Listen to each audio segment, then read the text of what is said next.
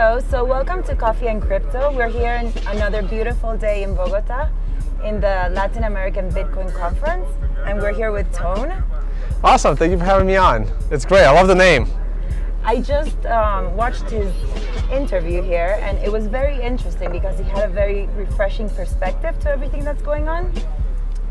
So tell us a little bit about why you consider that Bitcoin and the ICOs are different. I think they're very different. I think it should be fairly clear that Bitcoin is in regards to the bubble that you were explaining. Well, the bubble is more in the price, but even as the underlying technology, Bitcoin gave us something very, very innovative. Bitcoin created a way for you to hold something of value that is unconfiscatable and used as permissionless value transfer. And Bitcoin is not a security by any measure. It's literally a brand new asset. When it comes to these ICOs, they're no different than the IPOs, only completely avoiding regulation. But I see all of these IPOs as centralized entities. And sooner or later, the government is going to get upset and they're going to start shutting them all down one by one because it would be incredibly simple. And this is why I see a giant .com style bubble in all of these ICOs, but not so much in Bitcoin. I mean, Bitcoin price might correct a little bit, but it'll go to new all-time highs quickly. If there's, once the ICO bubble comes, I do think it will be more like the tulip bubble where it goes down and it doesn't really come back. But Bitcoin has proven its track record over the years. Oh, absolutely. But again, Bitcoin doesn't promise anything. All Bitcoin does is let you send value from peer to peer. All of these ICOs are promising things that were promised back in the .coms, and 98% of those companies disappeared. Some of them are coming back now as ICOs, but decentralizing things that aren't censored is, I don't see it as a way to go, and I don't see those projects as succeeding in the future. And how soon do you think this could happen? Oh boy, I honestly thought that it was going to end with the DAO hack stealing all that Ethereum, but the movement came back with a vengeance. It's hard to say, maybe another year to go, but the valuations of these ICOs are still much lower than the valuations during the .com days, and we had 15 years of inflation, so maybe we should be expecting a little bit more. But you know what? The reason why very few people can get out at the top of a bubble is because they're generally unpredictable. But I'm staying away from all ICOs already, and I always did. That's good. That's good advice for people. You were speaking also about Bitcoin versus Ethereum, and I found it a bit interesting that you were saying that Bitcoin has a lot more value because it's a stronger, more robust thing than Ethereum. Absolutely. I see Ethereum as just a speculative asset, and the only use case for Ethereum appears to be replicating Ethereum with these ICOs. Basically, almost every one of these ICOs tries to do Ethereum on top of Ethereum. So to me, it's just a house of cards ready to collapse. I have many problems with Ethereum, most of which do not really exist in Bitcoin, starting with the regulatory problem. Like I just mentioned earlier, to me, Ethereum is a very centralized entity, and the token was just created out of thin air. 80% of those tokens were just created by a group of 8 people. And I think that they violated so many security laws. Now, I'm not a security attorney. On one of my podcasts, I sat down with the security attorney and we discussed Ethereum being a security, again, with his opinion of it from his court cases. So I think there's a huge regulatory risk in Ethereum itself. I think there's a technological risk because that blockchain it's almost, I don't know anyone that's capable of downloading the entire blockchain and the history of those transactions. I don't know how they're going to go to proof of stake from proof of work. How do you tell miners to stop mining a $400 coin because you don't like it? So I don't know how it's going to scale. They have their ideas. I don't know how they're going to implement them. So way harder technological problems than Bitcoin.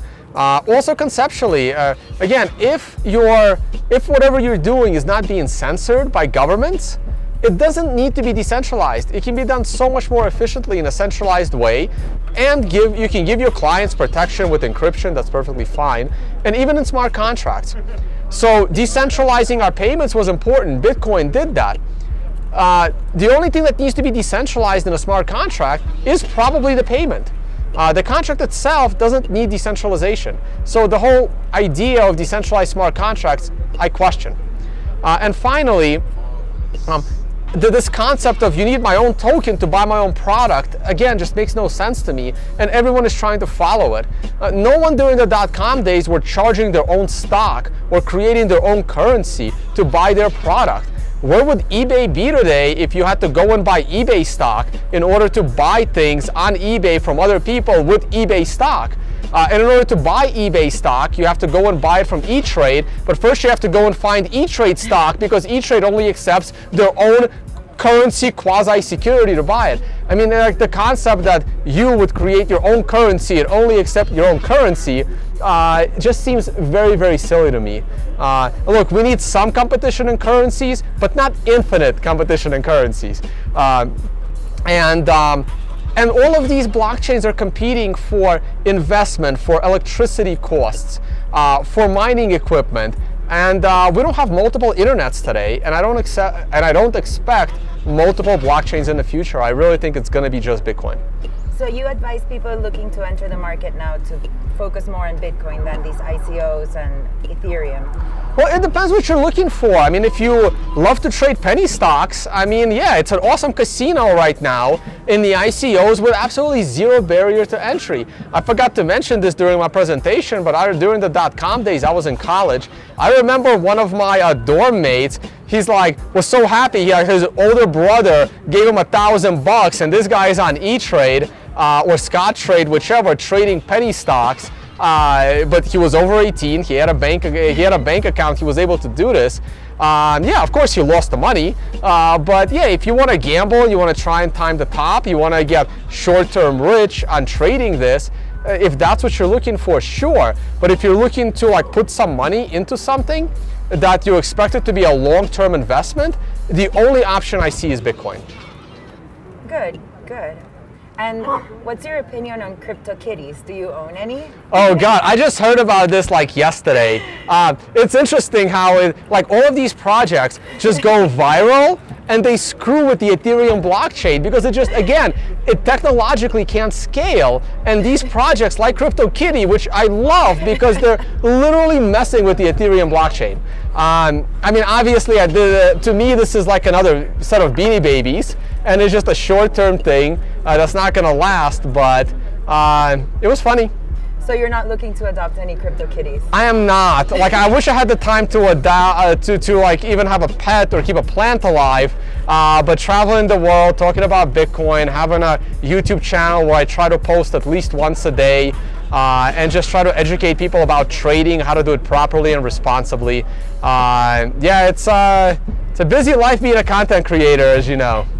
So before you fell in love with Bitcoin, what were your hobbies? Like, what would you spend your time with? Oh God, it's amazing how like even before Bitcoin, I was commuting about an hour to and from New York City to work. I mean, I lived in New York City, but New York City is big. Same thing here in like Bogotá. It's like traffic is crazy. So you take like an hour to commute to work, like a good 9-10 hours at work. Yet I still found the time for a couple of hobbies. I was really big on diet and exercise. All of that is now gone, but so I was still playing competitive volleyball. It was one of the sports I played in high school, a little bit in college, and I started playing again like in the years leading up to Bitcoin on like there's club teams, local club teams, playing volleyball, going to CrossFit, having a proper diet. So diet and exercise was literally my hobby, and I do miss it. Like even like cooking my own food, no more time for that.